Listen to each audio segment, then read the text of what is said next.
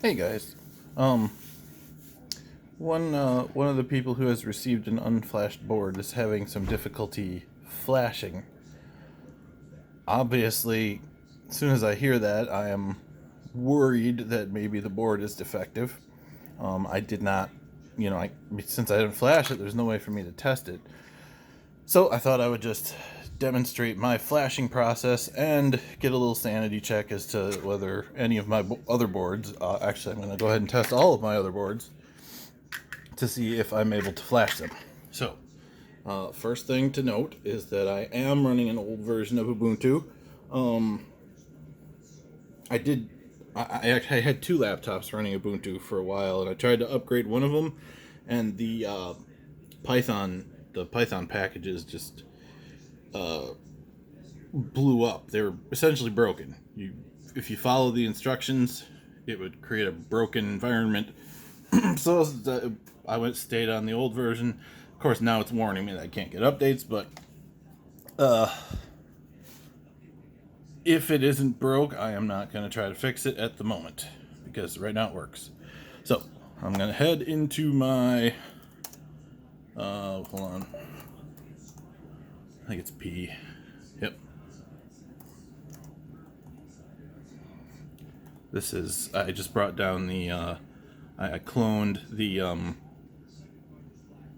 Panda repository into the P folder. In the case of if you're using a pedal to run GM, well, let's hold off on that. I have a special branch right now for pedal. I want to get that merged in with my main branch before anybody actually receives a box. So, okay,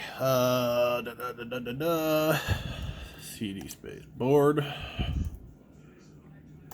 and CD space pedal. Okay, didn't have to do that first, I just wanted to do that first. Now, you may have seen this in other videos, but I didn't actually buy a Panda Paw. I was super impatient and I used the schematics to make my own. It looks sort of like some kind of an explosive device, but it has the same two buttons that are wired up the same way. So, first, you have to switch the power to off. Then, you take a pedal board and you plug it in.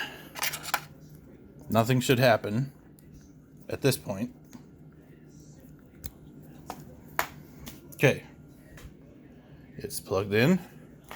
Now, well, let's just do a quick LS USB. And as we can see, there's nothing that looks like DFU in there. Now, I'm going to hold down this boot button, switch the power to on, let go of the boot button. Now,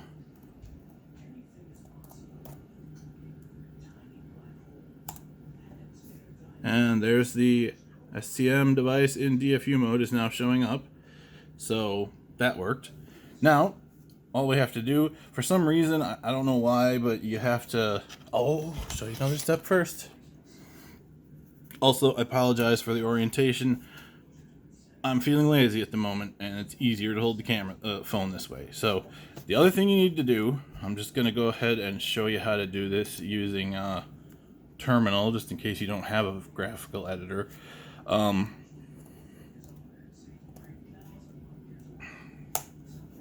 Main.c, you gotta edit it. It won't work if you don't do this. If you don't modify main.c to enable right here, normally this would be commented out. I have removed the comment. That's all you have to do. I also added this line because it actually gives you much better and more useful information. Define, debug. It's not in there, you have to add that line. This one is there, but it's commented out. You have to uncomment. If you're not familiar with VI, all you have to do is get your cursor over the so hold on. So it's going to look like that. in VI, be really careful because you can't just start typing. If you're not familiar with VI, just do exactly what I tell you. Run it, use your arrow keys to get down to those things. Press X twice. X will remove a character. Press X again to remove the other character. That's all you really need to do if you're flashing it yourself. Now, you need to type in colon, W, Q. If you get permission errors, you might need to, you shouldn't, but if you do, you can sudo that command to run VI. So, very important that you uncomment that. And now, I don't know why, but on mine, I have to sudo make recover.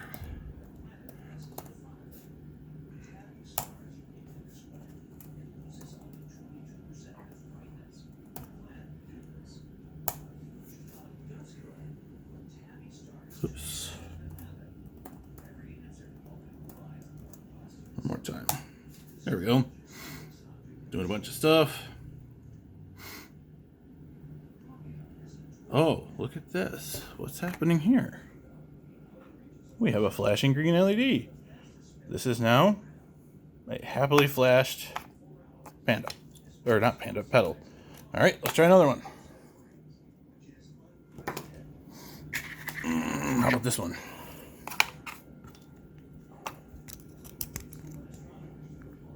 Oh, gotta flip power switches off. On the Panda Paw, it's just a little board, but it has these same switches. You can get it for 20 bucks from Comma, or you can build it yourself. Honestly, in my case, this enclosure cost, oh gosh, it was probably like 10 bucks. I got ripped off, but it's hard to get electronic stuff locally when you're doing the instant gratification thing. So, alright. Hold down the boot button, flip up the power switch, let go of the boot button.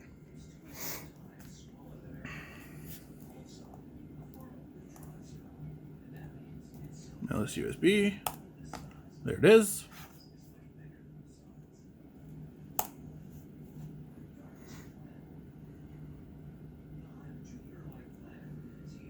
And this one's ready to go.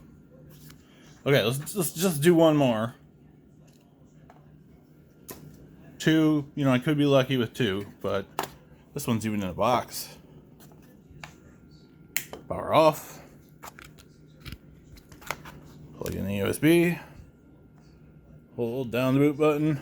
Switch the power on. Let go of the boot button. I'm not even going to run LS USB. I'm just going to try to make recover and see if it works. And it works. And there's another working pedal board. So there you go. Unfortunately, it's going to be hard for you to install Ubuntu of this particular version because it's not available anymore, I don't think.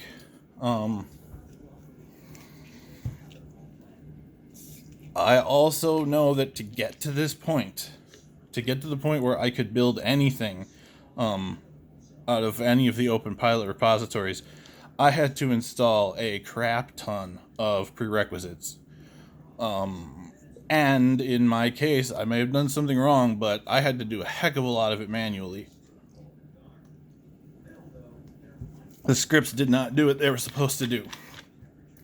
This was a long time ago. Things may have changed, but that was 3 boards. I only have one left yet. Let's do it. I'm going to program all the boards that I have available. Because it only takes a second.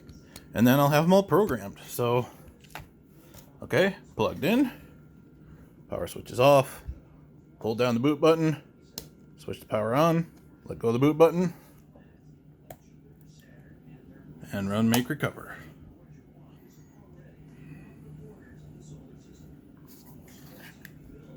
There we go. All right.